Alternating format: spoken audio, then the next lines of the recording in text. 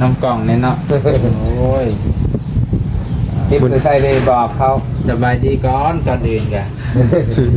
โอ้คือว่าน่าเศร้ามันแต่สงสารแท้นี่ สบาย แต่ ดี ตนแท้ ยังใดเจ็บคอตั้งแต่เมื่อนั้นยังบ่แล้ว ยังเบิดเลย มันคัดบ่ เจ็บทั้งสองข้างเลย อืม มันบ่มีน้ำยา โอ้จนเรา ได้ยากบอกเลยถึงโอ้ ปะเราจนฉีดเนาะอืม ลายเกาลายมือเลยตั้งแต่อาทิตย์ก่อน บอ3 วันนี้ สามารถ ตามวันนี้ แม่น ที่มันหนักฮั่น แม่น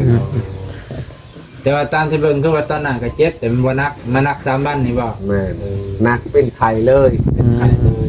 เนี่ยแบบ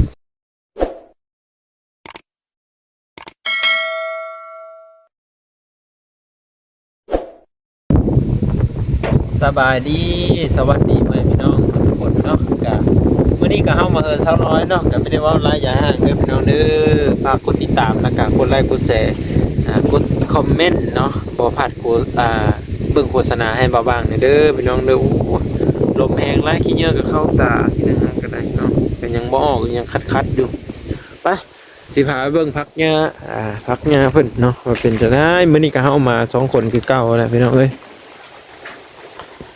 ไปเดี๋ยวจังได๋ก็บ่ว่างก็สิเฮาไปเด้อพ่อพี่น้องเด้อไปเบิ่งไปติดตามนํกันวิถีชีวิตของแต่เพิ่นว่าสิเป็นแนวใดเนาะว่าเป็นแนวใดกินแนวใดอยู่แนวใดอะไรเนาะอากาศมันเย็นเพิ่นพี่น้องเอ้ยโอ้ยหมดมันอันนี้เฮาตาขี้เฮาตาทุกคนเลย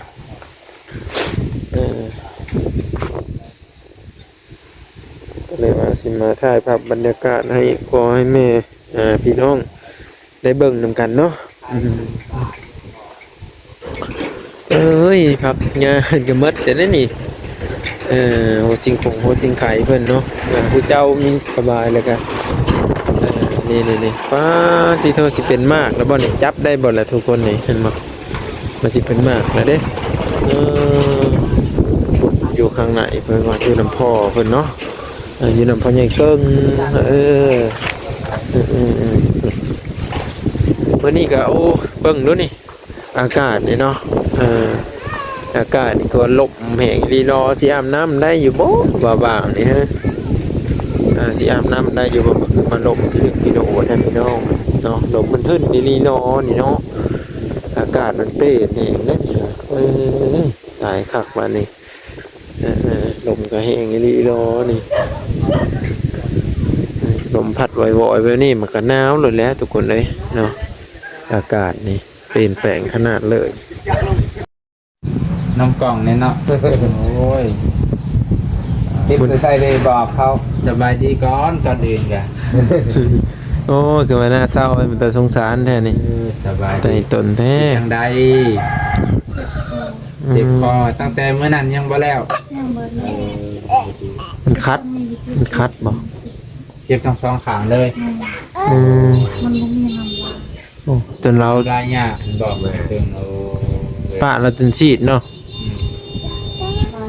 อืม ลายเกาลายมือเลยตั้งแต่อาทิตย์ก่อน บอ3 วันนี้ สามารถ ตามวันนี้ แม่น ที่มันหนักฮั่น แม่น แต่ว่าตามที่เบิ่งคือว่าตอนนั้นก็เจ็บแต่มันบ่หนักมันหนัก3วันนี่บ่ แม่นนักเป็นไข่เลย เป็นไข้เลย เนี่ยแบบร่างกาย ก็มัน เนาะ บาดนี่แหละก็เป็นทือขึ้นเลยมันไข่เลย โอ้ จะว่าเป็นคอนั่น อันบิ คอ ดา แดง บ่ คอแดงอบิดา แดงอะมิดานไข้หวัดลงคอกันนักเลย อื แม่ ม น ไข้หวัดลงคอนี่ก็นักแบบป๊อดต้องคืนน้ำลายบ่ได้ อืม กินน้ำก็บ่ได้เด้ ไม่ได้ เคยเป็น มันแบบมันเจ็บแล้วนะอื่นน้ำลงไปกันนะ หน่อยหนึงก็เจ็บ อันนั้น ว่า ไข้หวัด เป่าน้ำหม้อ โอ้ น้ำหม้อแล้วก็เอาหายามาพ่นให้แล้วก็เป็นน้ำลายคล้ายๆเนแต่ก็บ่ได้คล้ายปานใด เออ สักเมื่อวานนี้เพิ่นว่าคล้ายๆเนี่ยบ่ได้คล้ายอีก อืม เป็นขึ้นอีกขึ้นอีกก็ได้ เออ อาจารย์กินน้ำร้อนตลอดเนาะ แม่น้ำพร้อนก็ต้มยาอันนั้นก็จะไข่เครื่อง อืม กับ ที่ไข่เครื่อง อันน่ะ ตะไคร้ ผักบัว ตะไคร้กับผักบัว มากระเทียม เทียมน้ เทียมน้ำผสมใส่กัน ำ ยามันว่ามันเป็นคือตอนนั้นมันเป็นขยันปิดนะแต่อันนี่หันเรากินน้ำอันนี้เนี่ยก็ไข่อันนี้ น้ำยา ใน เนี่ย ตะไคร้เครื่อง แม่แต่ยังคอที่ยังนะ ยังเจ็บคออยู่ แม่ ยังแต่บุญมีนี่เก่งเนาะ มันมีภูมิต้านทานสูง เริ่ม ภูมิต้านทานแข็งแรง เริ่มได้แนวพอและภูมิต้านทานเป็น หักแล้วเหรอเนาะมีเจ็บมีไข้เนาะ อันนี้ก็เลยมาบอกอันนี้ซื้อๆแหล้วก็ได้เอายังมาให้ได้น้องเลยเก็บแข็งแน่เจ้ากันแน่สู้ๆว่า สู้บ่ มีสู้กับสู้เอานี่แหละเห็นเลยเลยกันมีสู้แห่งทางกายสุดได้เนาะบ่นุ่งเนาะสุดได้เฮา ร่างกายสุดไหน เขาเฮ็ดต้องซื่อๆแหน่จังน้อยเนาะ อันนึงซื่อๆนั่นต้องให้สู้ สู้ ๆแนวใดก็แนว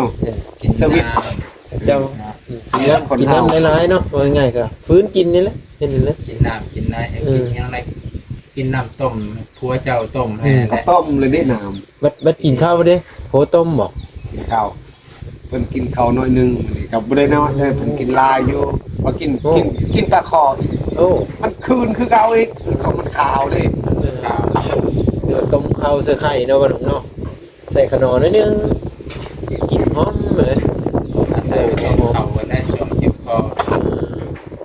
อันนี้เป็นว่าใครๆเนี่ยเป็นว่าคืนน้ำลายกันก็ได้เนี่ยบอกกันเองมันนะ คอเนี่ย สิค่อยไข่ไปแต่ว่าเนาะ สิคอยใครแต่ว่าเคยเขาก็บอกจักกันแล้ว จัดนมาการมันเป็นอะแต่สีซ้ำนี่ก็ แบบนี้และบ้านน้องก็ขันมาพี่เลยมันมีติข่าวมวนมีติข่าวอันนั้น มีลา ลาย ย ตลอด ลายเนาะ แม่ จะไหนก็เจ็บอันเจ็บนี่ เจ็บอันเจ็บนี่คอยก็อุกอันตั้นกระยาอยู่ อันสังขยาไอ้เกินกันเจ็บจังไร จักสิเหตุจังใด เดี๋ยวโลก ไอ้เกินเลย เนาะ ปวดเจ็บน้ำมูกเจ็บกันเนาะ ปัญหาเนาะเจ็บ เจ็บก็ เจ็บ เขา ไป ก็ไปได้อยู่ดอกจิตตีนนี่ อันนี้ก็ไม่ดอกถับนี่ ไม่ทับจนบวมไปไอ้เกิน ก็ยังไปใครมันหยอกมาแดงพอได้ซื้อน้ำนี่แหละกินมื่อนี้บ่ได้ไปเมื่อวานนี้ก็บ่ได้ไปของเมียเจ็บ ปกติจะไปแย่ให้มาแดงบ่ โดยเมื่อวานนี้ก็เห็นว่าเพิ่นเจ็บแล้วก็ ยึด เมื่อผู้แขนของว่านาบาวก่อนนาบาวตองเอาตอง อยู่กับล้างเนาะ โดยเมื่อผู้แขนนั่นน่ะก็รีวออกมาไปห้องหมอต่อแกมาใช้บินหันไปหาบินให้เพิ่นเลยบินยาน่ะ500,000 บ่เป็นยังบ่เป็นยัง 500,000เลยหมด2คน บุญเพลงนี่เป็นอะไรลอยเพลงใคร เจ็บตา เราบุญเพลง ต้องเจ็บตาน้ ซักว่า ซักคือกันมันว่า ำไปเจ็บคอไปเจ็บ คงเห็นกันไม่ได้ไปบ่นะ บ่ได้ไปช่ำมื้อนี้นะ โอ้ยเนาะ วันนี้วัน ตั้ง แม่ ใจ เขาหยุดนี่ ไม่บ่ มื้ออื่นนี่ก็บ่ได้ไปมื้อฮื้อเพิ่นแหละหันมันดี ดีไหวเด้อบุญเพลงเด้อจริงๆได้ไปโรงเรียนเด้อ ซ้ำนี่ก่อนพอให้ดีไป แต่บุญเพลงกับบุญมีเนาะบุญมีคือมาสดชื่นแท้บุญมีนี่ เนาะบุญมีเนาะแข็งแรงเด้อแข็งแรงแข็งแรงโลดแข็งแรงเด้อบุญเพลงเด้บุญเพลงกันแล้วพี่ซื่นคือแต่เก้าแล้วบุญเพลงไงผมยุ่งผมยองแล้วบุญเพลงเอ้ยเนาะเอ้าดีไปเด้อบุญเพลงเด้อกลับก่อนเนาะโดยไปละไปพักผ่อนเสียคำมือตื่นตาแล้วเนาะบ๊ายบายบุญเพ่งนั่งบายนอนฝันดีไปวนเอ้ยกลับมือโอ้ยมีแต่ข้าวมีดีเนาะพ่อหนุ่มเนาะ มีแต่ข้าวให้ซ้ำว่าก็คือแบบว่าแหละอากาศมันเปลี่ยนไปพี่น้องมันเปลี่ยนแปลงอากาศหนาวร้อนอันนี้ฝนหนาวอีกแล้วนี่เล็กน้อยนะมันแบบภูมิต้านทานบ่เคิน ทางหนาวทางลม ทั้งหนาวทั้งลม ตัดทาน ขนาดเฮาผู้ใหญ่ก็ยังโอ้ยขี้มูกย่ออย่างนี้แหละพ่อพี่น้องเลย แม่น้ำมัน อัสซัง ตุก100,000เช้าหา เดี๋ยวมันนี่พอซื้อแล้วลิตรหนึ่งสาวปลายพันนี่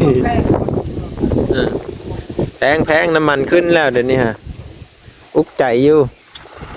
ไปกลับเลยทุกคนเด้อมาเป็นน้องอยู่ดีมีแห่งเบิดทุกคนและกำลาพาจากในคลิปนี้เลย เนาะไปมีความคิดเห็นจังได้แน่รักษาสุขภาพในช่วงฤดูหนาวในช่วงอากาศเปลี่ยนแปลงทุกคนเอ้ยเนาะเป็นห่วงเป็นใย FC บ่คำโฆษณาและเป็นห่วงเป็นใยสาวลอยครอบครัวพญาเกิงอัดประตูเรียบร้อยพี่น้องเอ้ยเนาะเอาล่ำลาพ่อแม่พี่น้อง